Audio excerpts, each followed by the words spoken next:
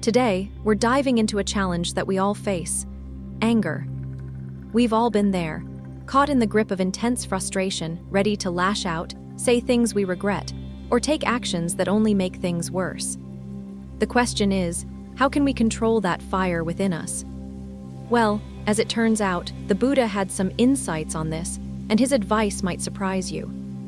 It doesn't involve some miraculous cure, but rather a lesson in silence and a peculiar form of medicine. The story begins a long time ago, with the Buddha sitting among his disciples.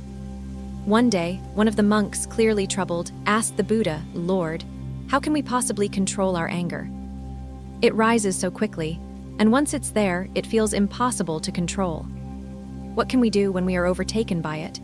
With his usual calm and compassion, the Buddha responded with a story, one that would teach the disciples a powerful lesson about anger, silence, and a surprising bottle of medicine.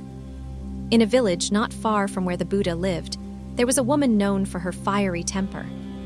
Her anger flared over the smallest of things, from minor inconveniences to misunderstandings.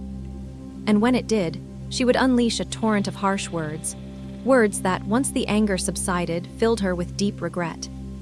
Her family, always walking on eggshells, lived under a constant cloud of conflict because of her outbursts. This woman knew that her anger was damaging, but try as she might, she couldn't seem to control it. The more she tried to suppress it, the more it seemed to explode uncontrollably when triggered. One day, a wise sage arrived at her door asking for alms. Desperate for a solution to her problem, she confided in him. "Oh, wise one," she said, "I get angry so quickly and I can't control it, even when I want to. Please, give me a solution to my problem. I don't want to keep hurting those I love." The sage, hearing the depth of her suffering, smiled gently and reached into his bag. From it, he pulled out a small vial of liquid. "Take this," he said. "This is a special medicine for anger. Whenever you feel anger rising inside you, take 4 drops of this medicine on your tongue. Keep the liquid in your mouth for 10 minutes, and do not open your mouth until the time is up. If you follow these instructions carefully, your anger will subside."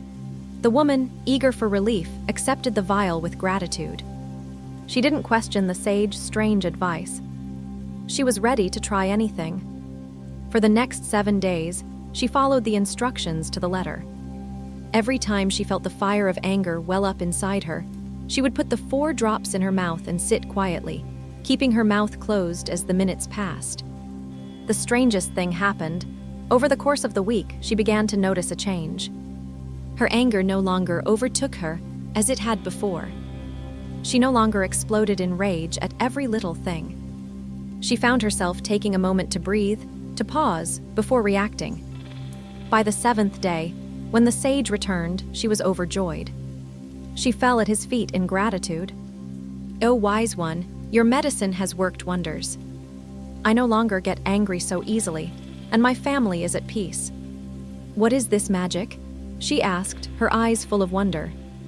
The sage, smiling knowingly, looked down at her and said, "Daughter, there was no medicine in that vial. It was just water." The woman, stunned, listened closely as the sage explained, "The real medicine for anger is silence. When you feel the urge to lash out in anger, the most powerful thing you can do is to be still, to be quiet. By choosing to keep your mouth shut, you gave yourself the space to calm down. In that silence, you allowed your mind to cool, and your anger had nowhere to go but away." The woman, though surprised, could now see the truth in the sage's words. She had been so focused on finding a quick fix, a magical cure, but the real solution was a simple, intentional pause. By choosing silence, she had stopped herself from speaking words she would regret. She had given herself the time to let her emotions settle. The Buddha then shared this story with his disciples, explaining that the real medicine for anger is, in fact, silence. He elaborated, "When a person is angry, their mind becomes clouded and the mouth takes over.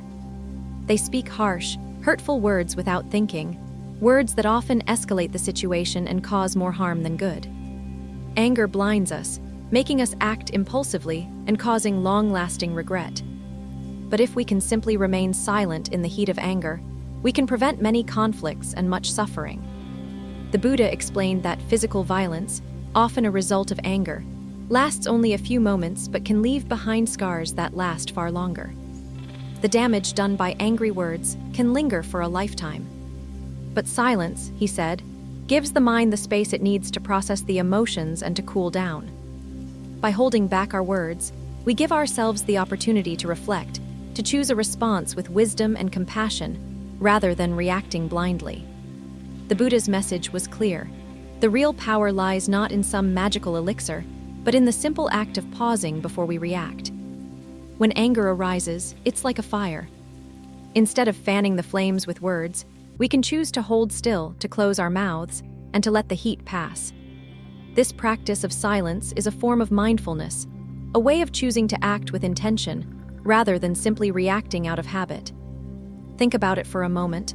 How often have you said something in the heat of anger that you later wished you could take back?